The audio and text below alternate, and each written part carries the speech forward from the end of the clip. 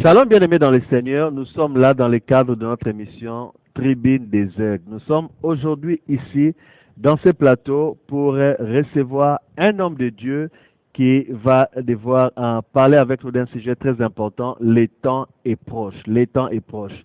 Nous allons le recevoir et il va devoir se présenter lui-même. Shalom, homme de Dieu. Shalom, apôtre. Nous sommes contents de vous recevoir sur notre plateau. Et nous voudrions que vous puissiez vous présenter à nos téléspectateurs. Ok, je me nomme le révérend Jean-Claude Manoka Nzazi. Je suis le pasteur de l'église communauté évangélique Vie Nouvelle Seven. Je suis le pasteur, je dirige l'église de Seven Kasavubu, là où nous sommes en train de passer notre émission, la tribune des aigles. Okay. Alors, je suis aussi le représentant légal de la dite communauté et je suis l'un des pasteurs dans cette grande communauté Seven où il y a plusieurs églises. Il y a des églises ici en RDC, nous avons 4 églises locales et nous avons une église en Angleterre, une église en France et nous avons les églises en Angola, l'église au niveau de Brazzaville, l'église dans la ville de Pointe-Noire, nous avons des églises au niveau de Mwanda. Et c'est vraiment une communauté où il y a l'ensemble des pasteurs qui se réunissent dans le consistoire et moi je suis en train de les conduire. Une grande communauté, un grand travail vous êtes en train de faire, que Dieu soit loué. Par la grâce de Dieu. Alors ce sujet, le temps est proche. Le temps est proche. Qu'est-ce que vous voulez nous dire par rapport à ce sujet, homme de Dieu? Nous sommes en train de vivre sous nos yeux, dans notre époque, les événements qui se déroulent dans le monde, qui nous affirment et qui nous montrent que nous sommes vraiment arrivés à la fin des temps. Le temps est proche. Le temps est proche par rapport aux prophéties bibliques, parce que nous sommes les hommes de l'Église et nous puisons dans la Bible, nous lisons les prophéties et Dieu nous parle par son esprit. Et voilà, la mission que Dieu nous a donnée, c'est pour éclairer les peuples de Dieu et c'est pour lancer la trompette afin que les gens puissent se réveiller par rapport au temps que nous sommes en train de vivre.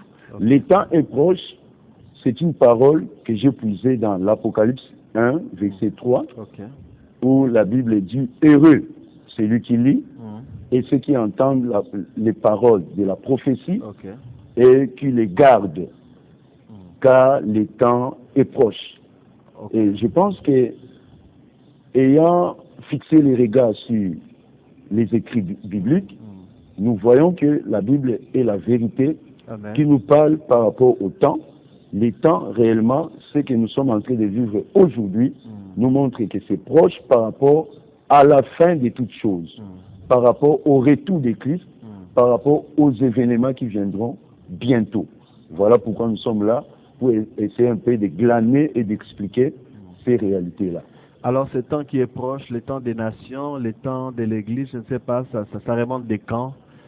En ce qui concerne le temps est proche, dans notre sujet que nous puisons dans l'Apocalypse 1, 3, là, nous disons, il y a 3 preuves que nous pouvons souligner et c'est un peu de démontrer ici, sur ces plateaux.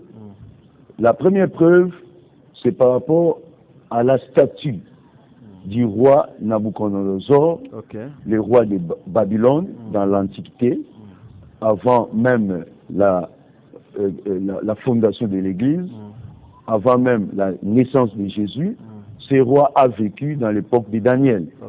Et le livre de Daniel nous montre que ce roi avait eu un songe voyant dans ces songes-là une statue d'une grande ampleur. Ok. Et cette statue représentait les temps des nations dans un sens large, pendant que Dieu était en train de marcher avec son peuple, Ok. les enfants d'Israël, dans une certaine période. Le peuple d'Israël a abandonné son Dieu, et Dieu, en le punissant, il a voué son peuple à aller en déportation Ok. sous le leadership des nations. Et la première nation qui a essayé un peu de prendre les enfants d'Israël, c'était les Assyriens, le royaume du Nord. Ok. Vers 722, on a pris le royaume du Nord. Et la seconde, c'est la Babylone. Ok. Vers 578, on a pris le royaume du Sud. Et lorsqu'on a pris le royaume du Sud pour aller en déportation en Babylone, là, on avait aussi amené quelques jeunes, entre autres Daniel. Daniel, après un temps, il a essayé un peu d'émerger et d'habiter à côté du roi. Et c'est Daniel-là, de temps en temps, il a été consulté pour essayer un peu de donner certaines clartés sur les choses spirituelles. Ok. Alors, le roi avait eu un songe qui démontre les débuts des temps des nations jusqu'à sa fin. Ok. Alors, ce temps des nations qui a commencé avec, nous voyons la statue. Oui, on voit la statue qui est là. Oui. La tête d'or, nous voyons la Babylone, Ok. là où se trouvait le roi Nabuchodonosor, Ok. et la domination mondiale. Et nous voyons en second lieu Médo-Perse. Ok. Là, c'est une succession, c'est-à-dire les Mèdes et les Perses sont venus pour renverser l'empire babylonien. Et ils ont pris le pouvoir Ils ont mondial. pris le pouvoir mondial. Ok. Et tout ça, c'est au détriment des enfants d'Israël, parce que les enfants d'Israël étaient sous l'esclavagisme, sous la domination de ces grands empires. Ok. Alors, après cela, il y a eu le temps des Grecs, Ok. et le temps des Grecs a été suivi par le temps des Romains. Alors, nous voyons cette statue représentée ici. C'est la statue qui, selon la prophétie, si vous lisez Daniel 2, ça montre que cette statue doit attendre le retour de Jésus-Christ. Ok. Et en expliquant la réalité de ces songes, Daniel a vu une pierre qui venait d'en haut, Ok. qui était lâchée pour venir détruire la statue. Alors, cette pierre-là représente Jésus-Christ. Pendant que nous voyons la statue, on peut dire que des réalités spirituelles liées à la statue sont en train de faire jour encore dans notre temps d'aujourd'hui. Ok. On ne peut pas renvoyer cette statue Un temps archaïque, passé, oui, dans le fini, passé. tout ça. Ça prend une partie du passé, mais c'est aussi dans notre temps d'aujourd'hui, Ça se passe là devant nos yeux. devant nos yeux, la réalisation de cette statue. Mais là où nous sommes aujourd'hui, c'est ça, ce qui va attirer notre attention et savoir que le temps est proche. Ok. La Bible nous parle de l'Empire romain, qui est donc le dernier empire sur l'ensemble de la statue. Ok. L'Empire romain prend la partie inférieure de la statue, Ok. et cet empire a existé dans l'Antiquité d'abord. Là, si vous lisez Daniel 2, verset 33, on parle des jambes de fer. Ok. La première partie de cet empire, c'était les jambes de fer. Ça représente quoi, le fer? Ça représente la force, la puissance de cet empire dans l'Antiquité. Ok. L'Empire romain était un empire très puissant qui a beaucoup pris du temps par rapport même à son organisation. Alors, toujours dans ce même verset, Daniel 2, verset 33, Daniel va souligner la seconde phase de cet empire, là où il y a un mélange de fer et de l'argile. Okay. Et cela est situé juste, si nous partons des chevilles jusqu'aux orteils. Donc nous sommes au niveau des pieds. Ok. Au niveau des pieds, Ok. là, il y a la cheville et les orteils. Et nous voyons les doigts, les orteils qui sont là. Ok.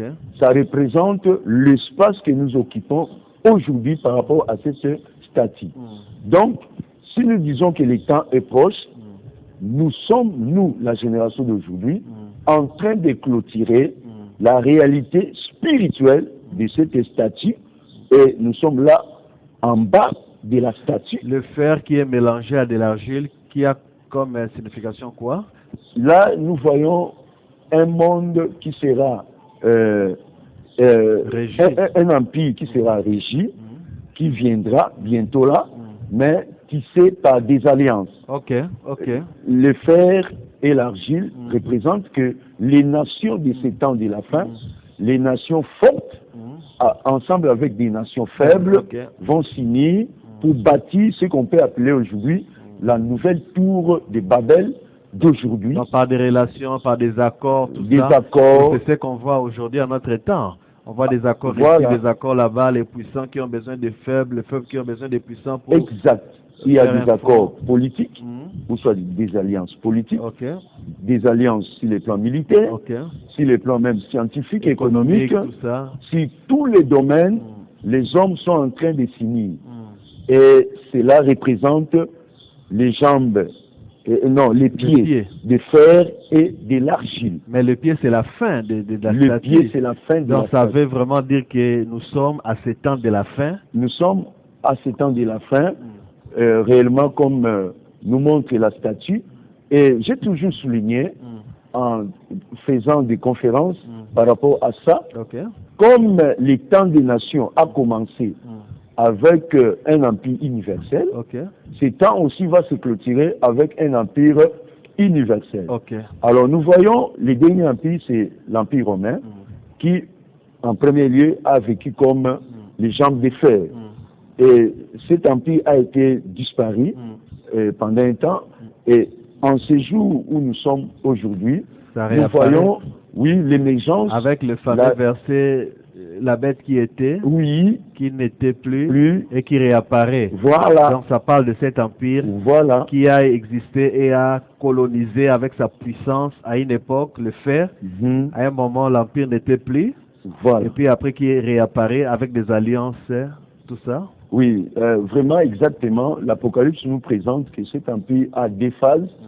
Ça, maintenant là, nous sommes en train de voir sous nos yeux comment cet empire réapparaît et par les unions. Beaucoup plus l'union qui fait trembler le monde aujourd'hui, soit nous qui s'intéressons à l'eschatologie, à la prophétie, nous voyons l'Union européenne.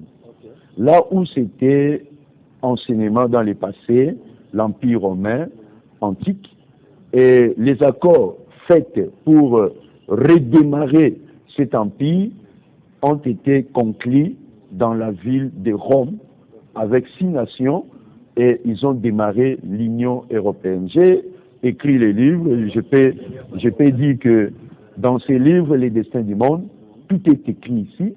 Là, je suis en train de brosser comment le retour de l'Empire romain est en train de se mettre en place aujourd'hui par la Confédération des Nations, beaucoup plus européenne.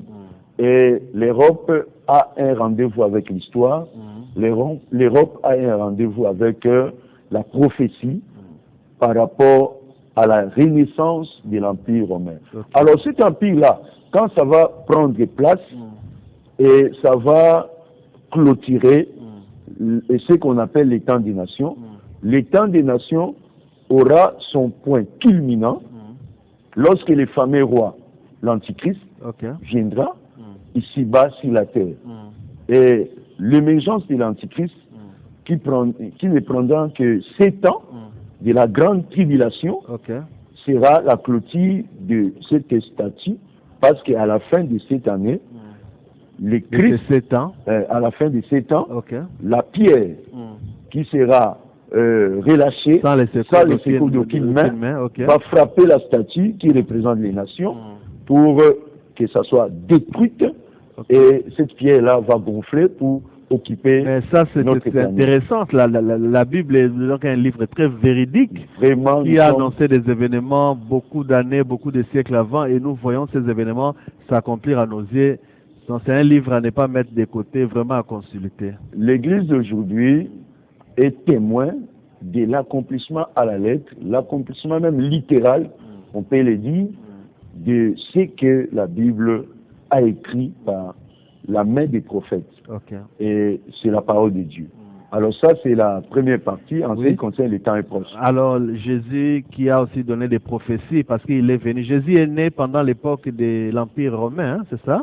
Jésus Il est est né venu dans l'époque de l'Empire et il romain. a donné des prophéties par Oui. rapport au temps de la fin. Oui, c'est d'ailleurs le prophète par excellence Ok. qui a donné des paroles qui sont justes et claires pour signifier la fin des temps. Ok. À la question des apôtres de savoir quel sera le temps de ton retour, les jours de ton avènement, la fin du monde, Jésus n'a pas voulu donner une date précise. Ok. Et lui-même dira qu'en ce qui concerne le jour où cette L'heure, les date-là, temps. l'heure, le Fils ne les connaît pas, Ah, ni les anges, ok. mais le Père seul. Alors, Jésus a voulu aider les apôtres, et par ricochet, nous, l'Église d'aujourd'hui, Ok. pour savoir que lors de son retour, bien qu'on ne connaît pas vraiment les jours ou l'heure, mais on peut déceler cela par des signes. Les signes. Amen. Voilà pourquoi à Matthieu, dans l'évangile de Matthieu, 24, verset 32 à 36, il va dire ceci. Instruisez-vous par une comparaison tirée du figuier. Dès que ses branches deviennent tendres et que les feuilles poussent, vous connaissez que l'été est proche. Ok. De même, quand vous verrez toutes ces choses, sachez que le Fils de l'homme est proche, à la porte. Je vous l'ai dit, en vérité, cette génération ne passera point que tout cela n'arrive. Ok. Les ciels et la terre passeront, mais mes paroles ne passeront point. Pour ce qui est du jour et de l'air, personne n'est laissé, ni les anges des cieux, ni les fils, mais le Père seul. Seul. Ok. Nous savons que Jésus est Dieu, il connaît toutes choses, Amen. mais dans sa qualité du Fils, et il a laissé la responsabilité là au Père Père, ok. pour fixer le jour où il retournera. Ok. C'est le Père qui donnera l'aval Ok. au Fils de descendre. Surtout que le Fils ne fait rien de lui-même, il fait tout ce qu'il Oui, voit décider le Père, il fait Voilà. tout ce que voit faire le Père. Il se soumet au Père et se laisse... alors c'est très intéressant. Mais en ce qui concerne les signes que Jésus a donnés, ouais. en enseignant sur les signes, moi, dans le domaine de l'eschatologie, j'essaie un peu de diviser ces signes en trois groupes. Ok. Le premier groupe, c'est les signes dans l'Église. Le deuxième groupe, c'est les signes en Israël. Et le troisième groupe, c'est les signes dans la nature. Ok. Alors, si nous allons partir des signes par rapport à À l'Église, l'église, ok. il y a plusieurs signes qui se voient sous nos yeux, mais le plus grand signe dans l'Église, c'est l'apostasie. Ok. L'apostasie, c'est l'abandon de la foi, et cela montre combien l'Église a abandonné la foi, l'Église est retournée en arrière pour abandonner cette foi-là que nous avons reçue du Seigneur. Et je pense qu'il y a des passages bibliques qui peuvent nous aider, qui peuvent nous aider à essayer un peu de parler de ça.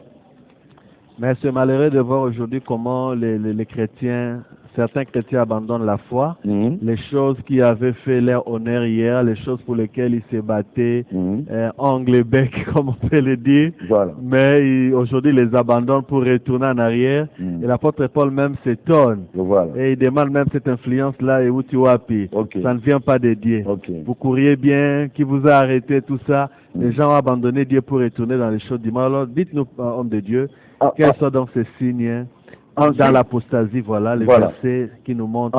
En ce qui concerne les signes dans l'Église, le plus grand, c'est l'apostasie. Mais dans l'Église, nous voyons le manque d'amour aussi, comme signe. Ouais. Et nous voyons aussi, il y a les problèmes de division, manque d'amour, division. Mais l'apostasie, c'est le plus grand signe. Dans 1 Timothée 4:1, Paul dit, mais l'Esprit dit expressément que dans les derniers temps, quelques-uns abandonneront la foi pour s'attacher à des esprits séducteurs et à des doctrines des démons.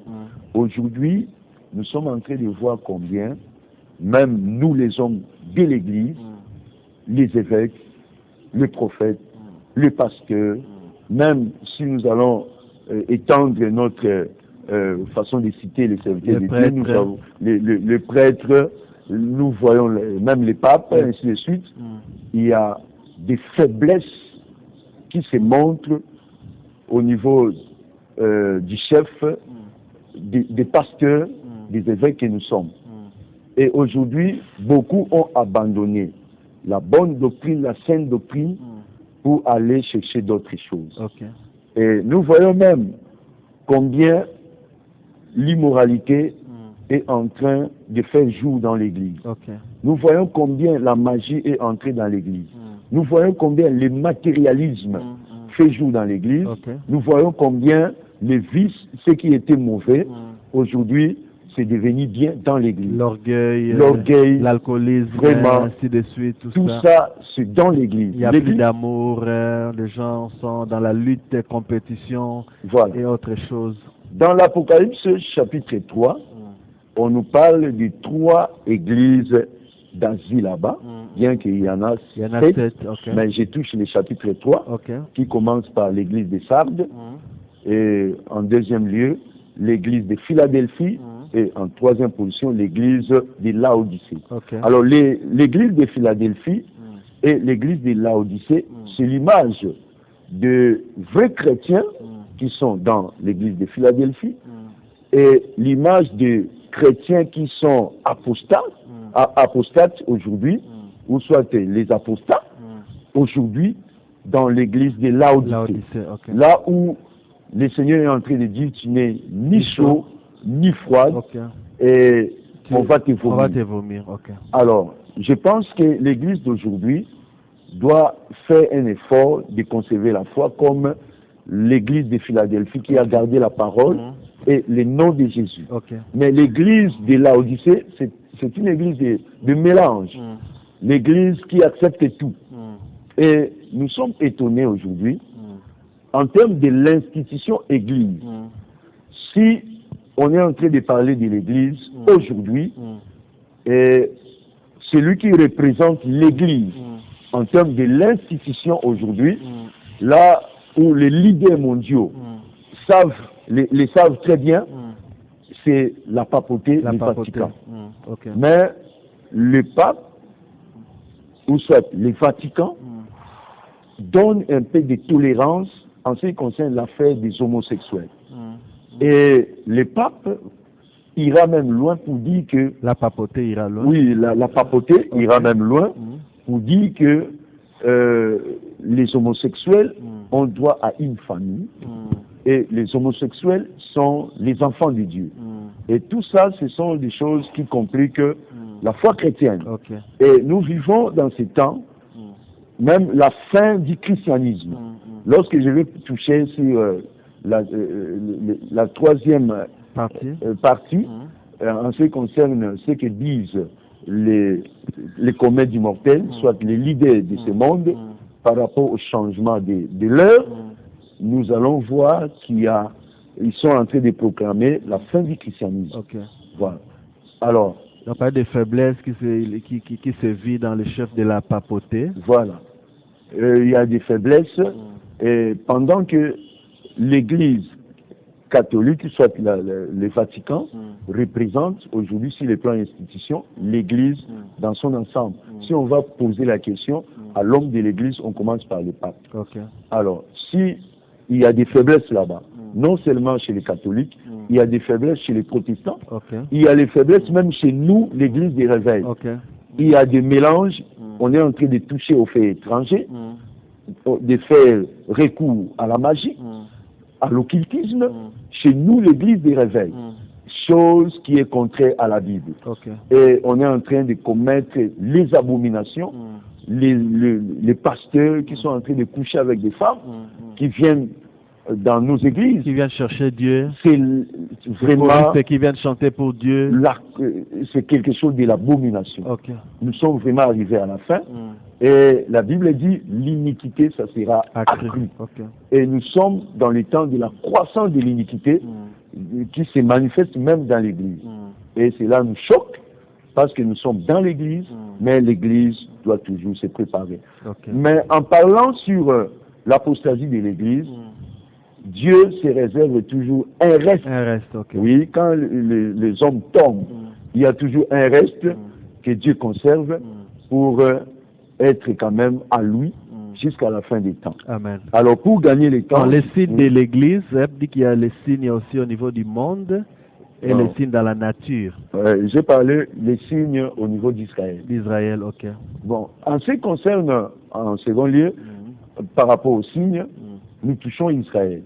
Israël, c'est l'horloge du monde. Okay. Et tout chrétien avisé doit faire la lecture d'Israël et savoir ce qui se passe en Israël. Récemment là, Israël vient de sortir d'une guerre entre les Israéliens, ou soit les enfants d'Israël, avec les Palestiniens. Okay. Alors, tout ce qui se passe en Israël nous enseigne l'accomplissement littéral à la lettre de la prophétie. Dieu avait dit par les prophètes de l'Ancien Testament, que ce soit Isaïe, Jérémie, Ézéchiel, ainsi de suite, il va faire retourner son peuple sur sa terre. Alors, l'année, on peut dire, les siècles passés, okay. 20e siècle, on a connu le plus grand miracle qu'on peut dire par les historiens, les retours d'Israël dans sa terre. Okay. Israël est aujourd'hui dans sa terre. Et ces retours-là, nous soulignons ici que le Christ ne fera pas son retour, son second retour, de venir ici, sur la terre, si Israël n'est pas chez lui. Donc, Israël doit accueillir le Messie. Israël doit être sur sa terre. Voilà pourquoi Dieu a préparé ces retours pour enfin faire en sorte que le Christ puisse revenir.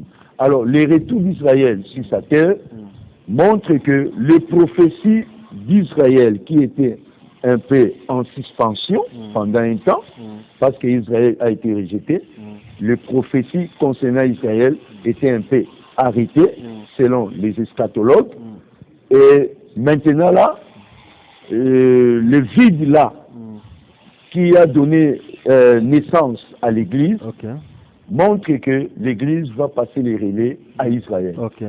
C'est-à-dire quoi? Comme Israël est de retour, cela signale que l'Église va monter, faire son enlèvement. Amen. L'Église va aller au ciel et c'est là, ça sera les relais pour Israël pour prendre les choses.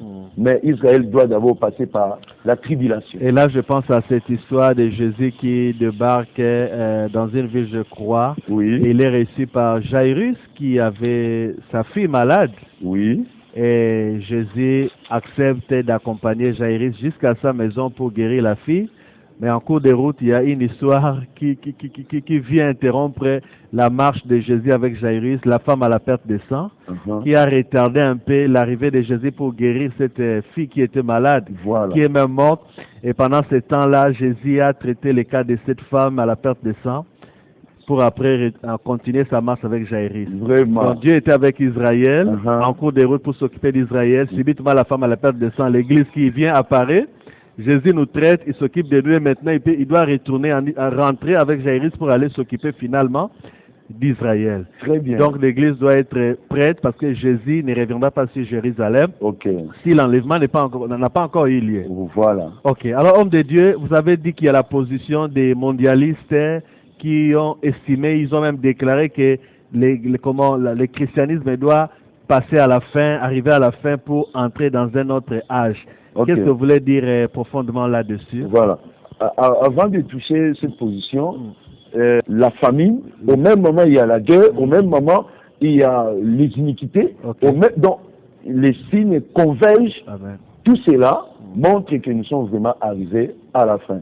Et il y a un homme, un scientifique, microbiologiste, déjà décédé, Frank Fanon, australien, il a dit que en ce qui concerne notre nature, le monde ne vivra plus longtemps. Ok. Dans 100 ans, il y aura l'extinction de l'humanité. Il a dit que l'humanité actuellement ne peut pas donner la nourriture. Non, le monde actuel est incapable de donner la nourriture à la population que nous avons aujourd'hui. Bientôt là, on va aller à 9 milliards d'habitants. Et il a dit aussi des choses touchantes, la question de... On peut parler sur l'échauffement climatique. Donc, le monde devient invivable. Amen.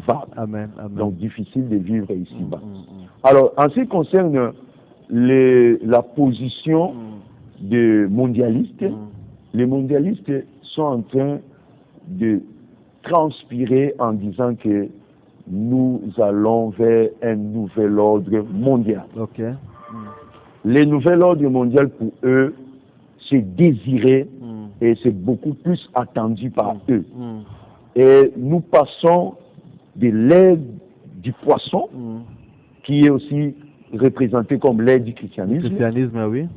L'Église, que j'avais parlé ici, qui représente l'Église institutionnelle, c'est-à-dire le Vatican, les catholiques. Et vous voyez sur la mitre, le chapeau là des évêques, vous voyez, il y a la forme des têtes des poissons. Ils ont accepté que cette ère du christianisme, c'est l'heure du poisson. Vous voyez les édifices catholiques, et il y a aussi quelques protestants qui ont essayé un peu de copier. Il y a la tête des poissons dans les entrées. Il y a même la bouche des poissons. Vous voyez un peu Notre-Dame. Alors, cela montre que c'est l'ère des poissons qui est en train de finir. Le christianisme et cette ère que nous vivons, c'est l'ère des poissons. Selon les mondialistes, le christianisme est en train de se clôturer. L'ère des poissons est en train de finir et nous allons passer à l'âge du Verseau. Selon eux, c'est beaucoup plus désiré car c'est l'âge d'or. Voilà. Amen. Alors donc, nous sommes au temps de la fin et nous devons être prêts. L'Église doit être prête, doit être éveillée, parce qu'apparemment les distractions mondiales, le manger, le boire, les festivités, ainsi de suite, sont en train de distraire les enfants de Dieu. La Bible dit que Jésus reviendra comme un voleur. Voilà. Qu'est-ce que vous dites à tous nos téléspectateurs? Là, j'aimerais que vous puissiez les regarder là. Et les chrétiens, Jésus revient bientôt, et à tout le monde, qu'est-ce que vous leur dites, hommes de Dieu? Merci. En suivant notre intervention, vous allez constater que je suis en train de marteler pour dire que nous sommes arrivés à la fin. Et Philippiens, chapitre 3, verset 20, l'apôtre Paul souligne que notre cité à nous est dans les cieux, là où nous attendons le Seigneur Jésus-Christ. Bien aimés, nous sommes tous les passants. Et les chrétiens doivent être conscients que ce monde passe et nous aussi nous passons. Et personne ne doit rester ici bas éternellement et notre cité à nous est dans les ciels. Mais il y a les préalables. Pour aller dans cette cité, il faut se convertir, recevoir Jésus-Christ comme ton Seigneur et Sauveur. Croire en lui et donner ta vie en Christ. Et en ce qui concerne les chrétiens fidèles, l'église de Philadelphie d'aujourd'hui, qui représente les restes fidèles de Dieu, dans Apocalypse 3, verset 11, Jésus dit, je viens bientôt. Retiens ce que tu as, afin que personne ne prenne ta couronne. L'église doit savoir que notre Messie, notre Christ reviendra bientôt. Et tu dois retenir ce que tu as, c'est-à-dire la parole, le nom de Christ, la crainte de Dieu, la vie en sanctification, en attendant de voir les retours de Christ et de prendre aussi la couronne que Dieu te réserve. Alors, pour les gens qui sont en dehors du christianisme, qui ne sont pas encore chrétiens, dans l'Apocalypse 3:20, Jésus vous lance un appel en disant, voici je me tiens à la porte et je frappe. Si quelqu'un entend ma voix, ce que nous disons ici, c'est la voix de Dieu. Et le Seigneur est en train de réveiller votre conscience. Et s'il entend ma voix, frappe, je frappe dans sa porte, et s'il m'ouvre, j'entrerai chez lui, je souperai avec lui et lui avec moi. C'est-à-dire, le Seigneur t'invite d'ouvrir ta porte en écoutant cette parole qui frappe sur ton cœur. Reçois le Seigneur Jésus, abandonne l'impudicité, la boisson, l'alcoolisme, l'occultisme, le tabac, le vol, tout ce qui est la haine, le crime, tout ce qui est l'abomination, et donne ta vie à Jésus-Christ. Lui qui te lance un appel, viens à lui et crois en lui. Et nous finissons ici, en ce qui concerne l'appel que nous lançons, dans Amos 4:12, Dieu dit, prépare-toi à la rencontre de ton Dieu, ô Israël. C'était Israël, aujourd'hui c'est nous. Nous devons nous préparer. L'Église, mettons les choses au sérieux. Et les pasteurs, enseignons les retours de Christ parce que le temps est proche. Ok, merci homme de Dieu. Nous bénissons Dieu pour tout ce temps. Alors, bien-aimés, vous avez suivi l'exposé de notre invité, le révérend Jean-Claude Manoka. Donc, l'occasion pour vous est là. N'oubliez pas que l'homme est un être éternel. L'homme est un être éternel. Il a été créé à l'image et à la ressemblance de Dieu. Les corps peuvent mourir, mais votre esprit ne meurt jamais. Les corps peuvent mourir, mais votre esprit ne meurt jamais. Souvenez-vous de l'histoire de Lazare et de l'homme riche. Ils sont tous les deux morts, mais au-delà de la mort, on parle d'eux, ils parlent, on entend leur histoire. C'est Jésus lui-même qui a raconté l'histoire, donc il ne peut pas mentir. Alors, vous êtes un esprit éternel, mort ou vivant, vous serez vivant par votre esprit. Et si vous pouvez choisir aujourd'hui Jésus comme votre sauveur, ça sera votre sauveur éternel. Mais si vous refusez de le choisir aujourd'hui comme votre sauveur, vous allez le rencontrer comme juge. Et là, avec sa justice, rien ne peut vous sauver. Aujourd'hui, par la grâce, si vous entendez sa voix, ouvrez votre cœur et il pourra vous sauver. Alors, voilà, nous allons prier, nous sommes à la fin.